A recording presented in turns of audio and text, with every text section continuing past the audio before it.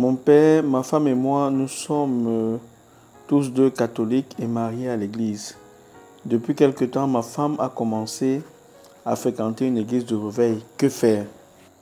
Nous avons donc en face de nous un chrétien qui se plaint, marié à l'église catholique, que sa femme commence à fréquenter une église de réveil et il est embarrassé et il nous demande de l'aider à trouver une solution.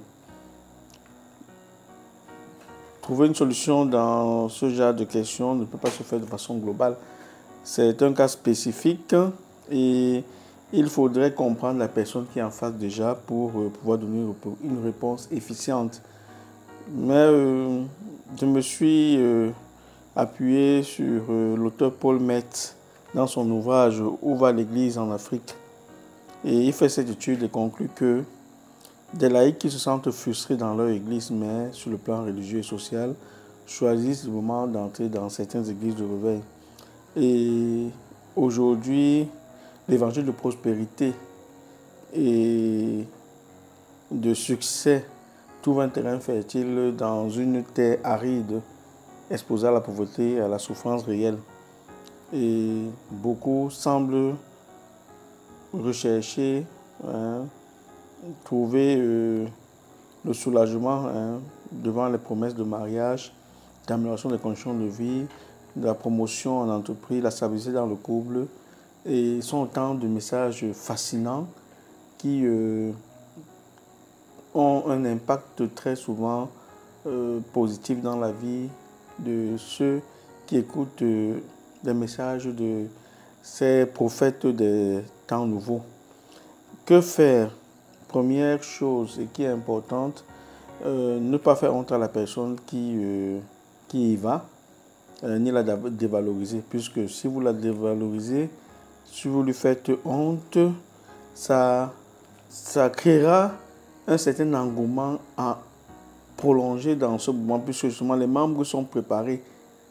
Quand on entre dans ce mouvement, les membres sont préparés et avertis que les personnes extérieures au groupe ne peuvent pas comprendre les expériences des convertis. Et donc, le fait de les qualifier de groupe négatif renforce donc auprès de ces adeptes cette croyance. Donc, pour nous chrétiens et catholiques, il faut tout d'abord essayer de comprendre les mobiles qui ont poussé votre partenaire à s'y rendre. Est-ce que votre partenaire a été véritablement au courant de la doctrine catholique? Quelle a été moi-même mon attitude vis-à-vis de cette personne et qui aurait provoqué ce départ vers ce nouveau mouvement religieux? Est-ce que ma partenaire n'a pas de questions existentielles dans sa vie, on n'a pas de réponse? Est-ce que l'église catholique dans laquelle vous fréquentez, est-ce qu'elle n'a pas retrouvé une certaine chaleur dans cette église?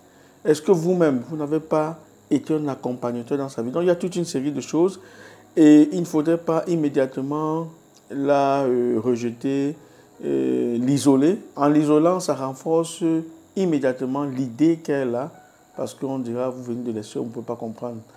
Nous pensons que dans cet état de choses, il ne faut pas brusquer la personne. Premièrement, il faut prier pour la personne. Deuxièmement, il faut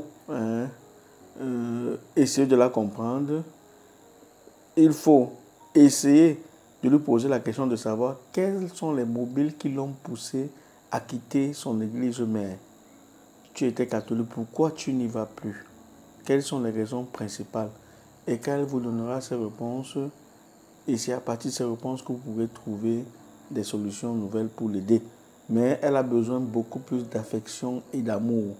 Surtout, ne pas créer une certaine séparation vis-à-vis d'une épouse avec qui on s'est marié les catholiques. Sinon, ça créera en elle une certaine conviction parce qu'elles sont préparées de par les paroles des prophètes à ce que les gens s'opposent à eux. Donc, c'est ce que nous pourrons dire concernant cet état de choses. Certainement, elle a traversé une grande crise qui est passée sans que vous ne soyez au courant. Elle n'a pas été solidement encadrée et le temps vous est donné de l'encadrer comme il le faut et de lui manifester tout l'amour dont elle a besoin. Donc, ça passera certainement par le dialogue et par des prières à la maison et par une certaine discipline de vie commune. Voilà, que le Seigneur vous bénisse au nom du Père, du Fils et du Saint-Esprit.